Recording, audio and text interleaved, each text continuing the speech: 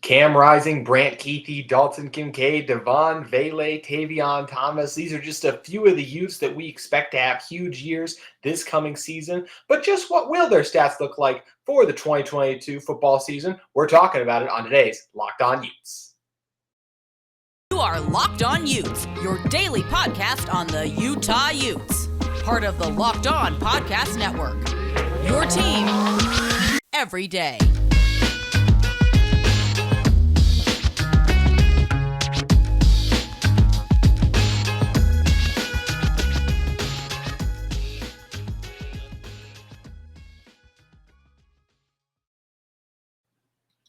Hello, everyone, and thank you for making Locked On Utes your first listen every single day. We are available on all platforms, including YouTube. I'd like to thank LinkedIn Jobs for being the official college football recruiting sponsor across the Locked On College Network. LinkedIn Jobs helps you find the candidates you want to talk to faster. Post your job for free at linkedin.com/LockedOnCollege. Terms and conditions may apply. But hello, everyone. My name is JT Wistrcill, and on today's show, we're going to be predicting the stats for some of Utah's biggest players, what they're going to look like for the 2022 season. Expectations are understandably high, but these players are poised to have huge years and live up to it. So let's dive into it. First, we're going to talk about the offense, then the defense, then just in general, the team numbers we expect this Utah team to put up. But first, as I mentioned, starting with that offense. So Cam Rising, looking at his numbers last year, obviously didn't start the first few games, but ended up playing in 13 games, had 2,493 passing yards, 20 touchdowns, also got it done on the ground as well, going for 499 rushing yards and 6 touchdowns. And not surprisingly, I expect him to exceed all of those numbers in 2022. Like when you look at Cam, you're talking about a guy who didn't get the start, so was in a little bit of a quarterback battle last year, had to deal with that. And the biggest reason I think Cam's in for a bump is that arm strength. He's talked about how his arm is feeling healthy and even stronger coming into this season. And because of that, we've heard Coach Whittingham and the rest of the staff talk about, hey, let's push the ball down the field a little bit more, be more aggressive. And I think airing it out more is only going to lead to good things for Cam Rising's numbers. So I think he's going to throw for 3,500 yards. That is an increase for sure. But I just think when you look at the season looming for a lot of Utah's wide receivers, Utah's going to have we're going to talk about the receivers in a second. I truly believe this wide receiver group is going to be the most productive Utah's had in a long time. I also think Cam's going to continue to get it done on the ground, going to have over 500 yards rushing. He was at 499 last year, so just barely missed that mark. So I think he's going to get 500 yards rushing. I'll go 26 on the passing touchdowns for him, and then 4 rushing touchdowns and 4 interceptions. So monster year looming for Cam Rising, but you look at this offensive line, I trust these guys up front. I know there's a little bit of a battle still going on, but that's because there's so many guys who are qualified. And I think at a lot of lesser programs, those guys like a Falcon Calatule, Michael Mokofisi would be starters automatically. Instead, they're still battling for jobs. And even if a guy like Jaron Kump loses out on it, how many teams would love to have a guy like Jaron Kump at their right tackle? I think a lot of them would. So a ton of Utes along the offensive line as well, protecting Cam. And speaking of that protection, so how many times will Cam be sacked this season? Cam was phenomenal in the pocket, was barely sacked a year ago, was sacked, I believe, on 2.8% of his dropbacks, which I think was the lowest across the Pac-12, actually. So I think in total he's going to be sacked 5 times this season. That's a little bit higher than last year, but I think just when you're dropping back more, being more aggressive, taking more time in the pocket, that's going to lead to a couple more sacks. I don't think it's a reflection on this offensive line, who I think has a chance to be even better, especially coming out the gate this season than they were to begin the gate last year. But I think this offensive line is in for a huge season. They'll do a good job protecting Cam up front. He's only in for 5 sacks, but his arm strength, all of that looming with the receivers, the continuity he's building just his second year in the offense, all of that is going to lead to a bad moon rising a lot for some huge games in Rice-Eccles Stadium and all across the country. And that's going to start week 1 in Gainesville.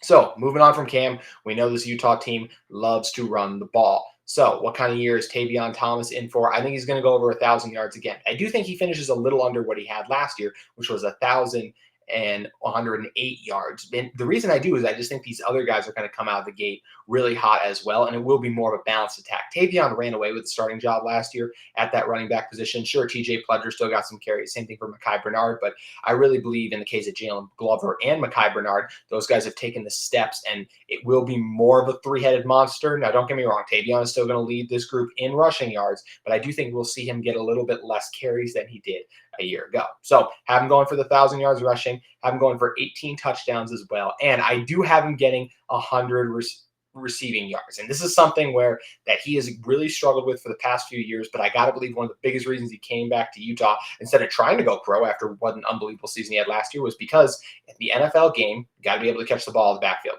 And that's something Tavion hasn't shown the ability, whether that's lack of opportunity or he's just simply not been great at in the past. He hasn't been given the chance to show he can do so. So coming back to Utah, I think whether that's in the screen game where I figure he'd be extremely effective in, especially Tavion's the kind of guy, just get him into open space, let him make those cuts, those decisions. He's phenomenal at following his blockers in the hole. I think he would do a great job of it in the open field as well. So we'll give him the opportunities there. I don't think he's going to score a receiving touchdown, but either way, still a huge year for Tavion Thomas as he leads this team in rushing.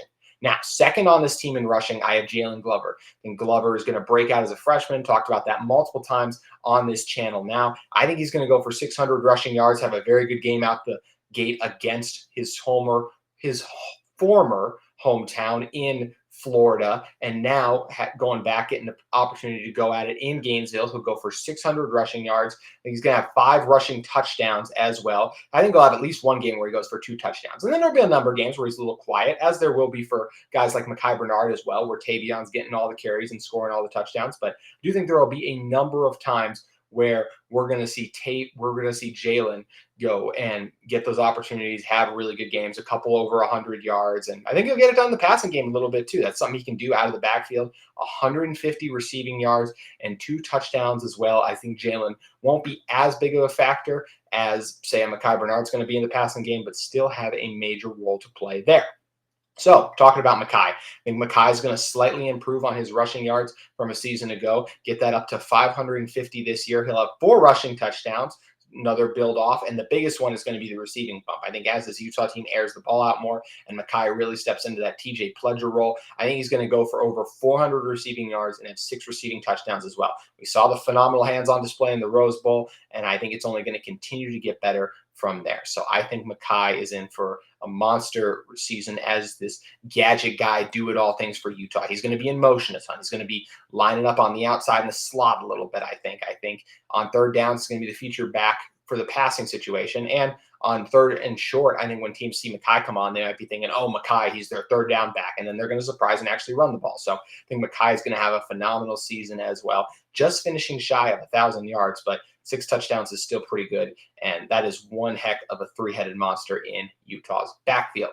So the most improved group of this Utah team going into the 2022 season, especially in terms of production, I believe is going to be the pass catchers, which is weird to say when you lose your best receiver from a year ago in Brant Kuithe, but you look at all the guys coming back, and they look like they're in for big improvements this year and really going to step up. So let's start with the breakout player when you're talking about Utah football. The consensus among most people, that's Devon Bailey. And I think Devon and Cam have a great connection, and I think they're going to get a great start to the season as well, and only build from there and turning into Devon, what I think by the end of the year we'll be calling him one of the 20 best receivers in college football.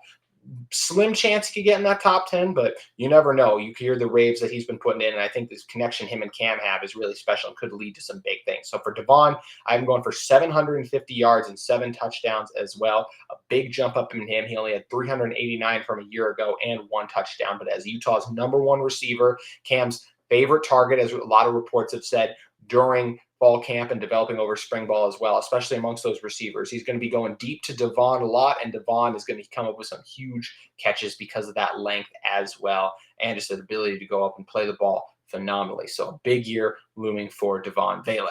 And we'll get to the other receivers in a second, but the next 2 guys in terms of receiving yards are still going to be the tight ends for Utah for me. I think Brant Kuithe and Dalton Kincaid are both in for outstanding years as Utah continues to drop back more and more and air the ball out in the passing game. And even though this team wants to go deeper, they're still going to take those intermediate 10, 15, sometimes even 20-yard passes a lot. And those are opportunities where guys like Brant Kuithe and Dalton Kincaid, we know they absolutely shine. Brant has led this team in receiving yards for the past 3 seasons now, and I don't think he's going to do it this year. Wouldn't be surprised at all if he did. I just think Devon is going to have a monster season, have him slightly edging out Brant. So Brant, I have going for 725 yards and 6 touchdowns. I think as we see him work in the slot as well a lot, utilized in that H-back role. He's still going to get a ton of opportunities, but just as this Utah team looks to its receivers more, that's where I think he's in for a huge year, but he won't lead this team in receiving, and very well could, but I don't think he will, just because of how much they're going to look to the outside and how good of a year Devon is going to have. But still an outstanding year for Brant, as I think Dalton's going to have an outstanding year as well. I have Dalton going for 650 yards. That would be the most he's had with Utah. And I think he's going to continue to be the red zone monster, leading this team in passing touchdowns. I have him going for 10 this season. He had 8 a year ago. I think we're going to see Utah a lot of times, especially on first and goal. If it's first and goal from the 8, I think the very first play on the goal line a lot is just going to be throw it up to Dalton Kincaid in the end zone and let him go up and make a play on it, and just use that basketball ability to rise up over guys and use the strength just to overwhelm them and take those balls down for 6 points. So I think Dalton's in for a huge year as well with those 650 yards and 10 touchdowns. So once again, the most productive tight end duo in the Pac-12, and in my opinion, the country continues to get it done, with Brant also setting a career year in yards. Then we got the 3 receivers I listed at the bottom. Now, so I didn't talk about the freshman receivers or some of these other guys just because it's hard to nail down a prediction with them when you don't know what their role is going to be. But I feel like these next 3 guys are, after Devon, the next 3 receivers up. And we all expect the number 2 receiver to be Solomon Enis. Solomon is a guy, I think he's going to go for 300 receiving yards and be a guy who gets 4 to 5 touchdowns as well.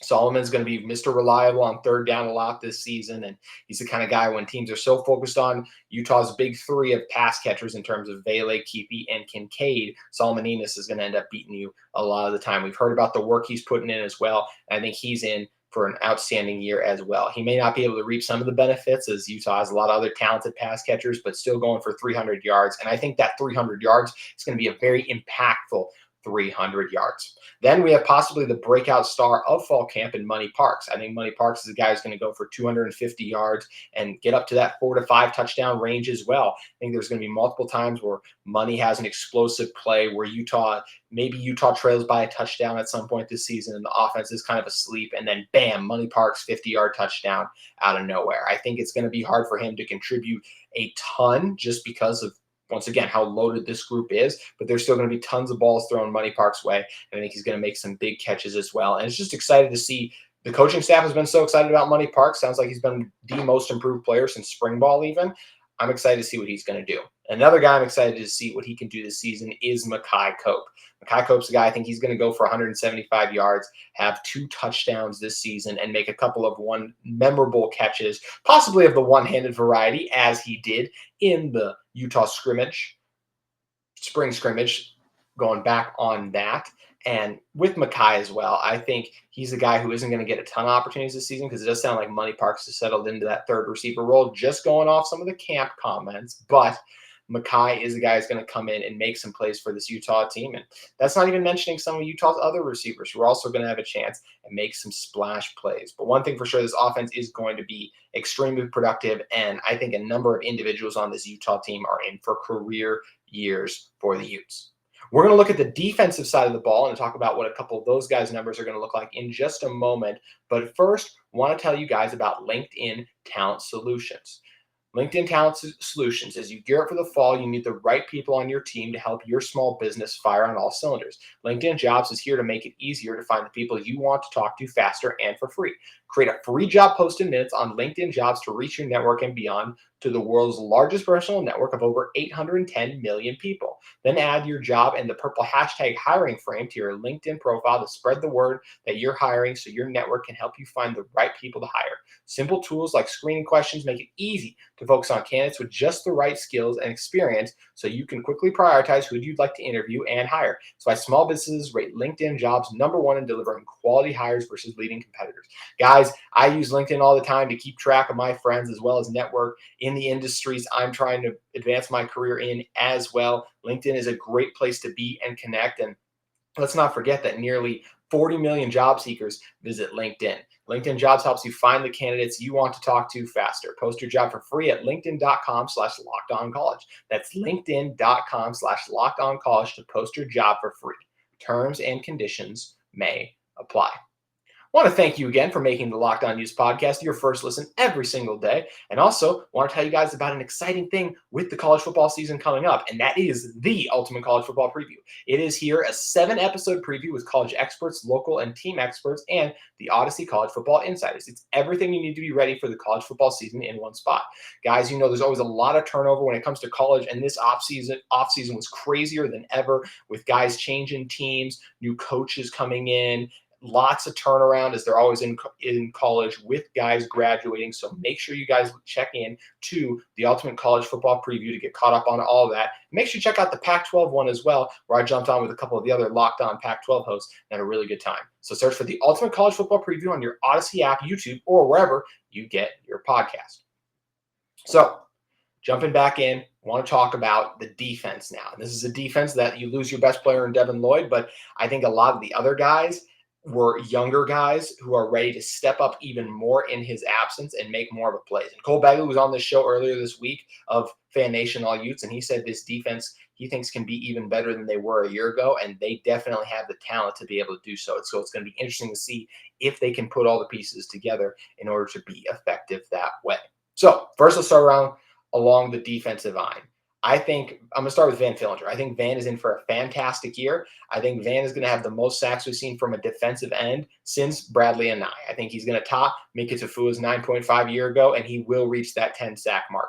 I think he's a guy who, yes, he had that splash game early on versus Washington State, but you heard the coaching staff talk about how he got better towards the end of the year and applied that consistent pressure. That's something he's had a really good offseason as well. He's going to do a really good job coming in at the start of this year and getting after it along the edge. We know he has phenomenal bend, the length as well.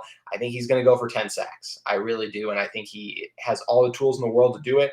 And I think he's really going to get after it. And I think earlier in the season, he's going to have another one of those big 2 to 3 sack performances. And unlike last year where he didn't have another one like that, I think where he's going to have multiple games with multiple sacks. And he's not going to be the only Ute who's going to be effective rushing the quarterback, as I think Junior Tufuna is also in for an outstanding year. The Pac-12 Defensive Freshman of the Year had 4.5 sacks in 2021. And this year, I think he's going to up it, almost double it. I have him going for 8. I just think in the interior, I think there's going to be a couple times where maybe Van's getting after it. Maybe there's some blitzing. There's some confusion with some of the blitzes that Utah brings. As we know, they like to mix it up on the inside. And that's going to lead to Junior breaking through, as well as a couple times. I think he's just going to overwhelm double teams. And if teams decide to make the mistake of leaving him one-on-one, I think he'll make teams pay a lot. So Junior being such an effective rusher from the inside and having another offseason to learn and grow, it's only going to lead to bad things for defenses. Now, as a team along this defensive line, as well as a couple of the linebackers as well who are going to end up rushing, and we know Cole Bishop may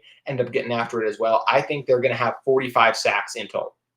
Is a Utah team that in 2021 barely cracked the 40-sack mark. And I think when you look at the improvements out of guys like Junior and Van, as well as some of that youth flying around on blitzes, it's going to lead to a couple more sacks this coming season. Now, to linebacker. Mentioned the loss of Devon Lloyd. I don't think anyone on this Utah roster is getting to 111 tackles like the 26th overall pick in the NFL draft was able to do. But I do think a number of these guys are going to be up there in terms of a lot of tackles. And first one I'll start with is Reid. I do think he's going to lead this Utah team in tackles with 90. I just think we're going to see him play the most snaps out of these guys, patrolling the middle and making lots of plays as he did, especially later on in the season. So I have Reid with 90. For Diabate, I have him going for 78. I think as we see him line up all over there, some of that number is going to be sacks. Some of it's just going to be regular tackles. He'll have a number of tackles for loss as well. But the guy who's going to be the closest to playing the Devon Lloyd role, we're not going to see an exact copy, but the guy who's going to move around, play on and off ball, linebacker some, rush on third down, drop into coverage on some. I think he's still going to be very effective and is such an elite athlete. I can easily envision him seeing his 78 or potentially even more. And we know he's going to be hungry to get after it. And I think he goes for at least 10 tackles if I can make a single game prediction versus Florida, his old team, coming up in that first week. Also want to shout out one more linebacker here that I think is in for a big year, and I do think it's Lander Barton. I am going for 66 tackles on the season. I think we're going to see him play in spree. In some games, he's going to have maybe 10 tackles. Other games, he may only have 4 to 5. It's going to be ups and downs. He's only a true freshman playing inside backer, one of the toughest positions to play as a true freshman, in my opinion, in college football. So he's going to come in there, and I still think 66 tackles is a good number for him to come in and make that instant impact early. But either way, Utah is in very good hands at the linebacker spot, even if they're not going to have a guy going for 111 tackles. But this group effort is going to be very effective. Now, shifting to the secondary, I think Clark Phillips, he led the Pac-12 with passes defended at 15. And I don't think he's going to get to that number this year, simply because I don't think teams are going to target him. Even though he's going to be shadowing the other team's best receiver, I think teams are going to have that much respect for him. So I do think he'll still crack double digits, get to 10. And I do think he's going to increase his number of picks, though, because when people do make the mistake of throwing at him, as well as his ability to track his man, and I just think he's one of those guys who plays both his man and the ball so well, he's going to know just when to come off and make that interception or play. I think he's going to get 5 picks, which we only had 2 last year, so it would be a big bump, but I think he's capable of doing that because he is such a phenomenal corner. And as well as for the rest of the corners, I think those guys are going to have 15 pass deflections combined, as well as 3 picks. That's being guys like Zamaya Vaughn, Broughton, of course, and the rest of that DB group that we're going to see. In terms of corner, shouldn't say DB group because I'm about to talk about what the safeties are going to do, but another very productive season from the corners. These guys are going to get it done. And Clark Phillips, I think he's going to have a chance to be up for the best defensive back award in the nation, as we already saw him. He was named to the 2nd team All-AP poll, just in general. Now, last group I want to break down, that's the safeties. First, let's start with Cole Bishop. Going into his 2nd year with the team, I think he's going to really explode, especially in the tackles department. He's a guy, to me, who's going to go for 70 tackles this season, really playing around the line of scrimmage a lot, mixing up in the run game, as well as being that security blanket at strong safety. Yeah, I think he's also going to get 2 interceptions. Didn't have a pick last year, but I just think the ball's going to bounce the right way for him a couple times, and his ability to read quarterbacks is impressive, and he'll be able to capitalize on a couple of those opportunities and getting 2 interceptions. But where we're most going to feel him is in the tackling department, because I said going for 70, and I think he gets at least 5 tackles for loss. Just a guy who's a thumper and gonna make plays. Another guy I think's in for a big year is RJ Hubert. I think he's going to go for 60 tackles and 4 interceptions. I think in the secondary is where we're really going to feel his presence. He's going to do a great job patrolling things on the back end. There's going to be a lot of times we're going, wow, Hubert saved a touchdown this season. That's something I feel confident we'll be saying. I just think his athleticism and experience on the back end is really going to help this team now that he's finally healthy. He'll be making a number of plays, as well as coming down and laying the wood in the run game a couple of times as well. But I think Utah has the best safety duo in the Pac-12 by the time the season is over, and they're both in for very productive years.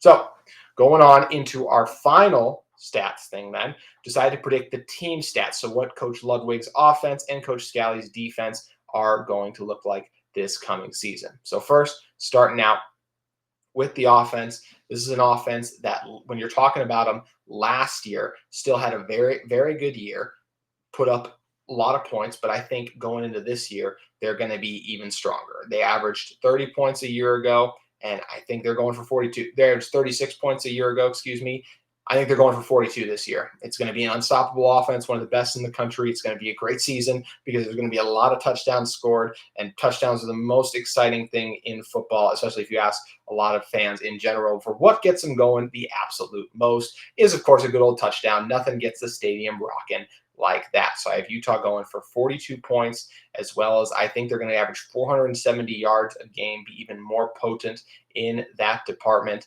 and also going for 5.5 touchdowns a game. This is a Utah team that, because they're going to be moving the ball so well, they're going to find themselves in the end zone a lot. And I think it's something that's going to be exciting for Utah fans to see, is just how much they get in the end zone. And I think they're going to be doing it quite frequently. So 42 points a game, 470 yards, 5.5 touchdowns per game. Talked about how much offense is on this team. You get your quarterback back, you get your running back back, you get some receivers who are looking to have a huge year, and you get 2 of your top 3 receivers back, or I should say pass catchers back, because I am talking about Brant Kuithe and Dalton Kincaid, of course, and that's going to lead to a lot of production from the offense. So looking over to things for the defense, how will they do as a unit? I think they're going to do 22 points a game, which is basically what they were at a season ago, and stay right in that range. There's going to be some teams where, of course, they're going to give up 32 because they're potent offenses. But I think against some of the lesser offenses in the Pac-12, we're really going to see this unit get after it from a pass rush standpoint,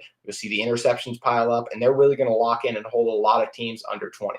I also think they're going to hold offenses to 350 yards a game, and anytime you can do that, it's an impressive feat, but this Utah team has the guys to be able to do it, and 2.8 touchdowns per game. If you're going to be at 22, that's kind of the range you're going to be in, so there's good teams are going to get in the end zone versus this Utah team, but I don't think it's going to be very frequently. So Utah will be locked in on both sides of the ball and have arguably some of the best years in their program history as well. So this Utah team, guys on both sides, do for massive years, and it's going to be fun to see what they're able to do. Now, one thing you guys may be thinking as you hear me talk about all these stats and these large numbers and predictions, you may think that's a lot of stats for just a 12-game schedule. Well, maybe I think Utah's going to play a little bit more than 12 games. Maybe I'm taking some of those post-game stats into consideration, and to hear if you guys think, if I believe Utah will be in some of those post-game conversations and games, make sure you guys check out tomorrow's episode where we're going to be going over the 2022 schedule game by game, predicting Utah's wins, if they have any losses as well, and as far as they're going to go for this season. So once again, make sure you guys check out that show tomorrow. And if you guys are in the market for a second listen every day, make sure you guys check out the Locked On Pac-12 podcast, where host Spencer McLaughlin and other local Pac-12 hosts take you around the conference in under 30 minutes. Lots of season previews going on over there, game previews, as we're just a week away from week 1, week 0 coming up this week. We know that's exciting times for sure. It is so great to have college football back. So make sure you guys check out the Locked On Pac-12 podcast. Make sure you guys also follow the show at Locked On Utes on Twitter, and me at JT Wistrcill on Twitter. I would appreciate it. And thank you so much for listening to Locked On Utes.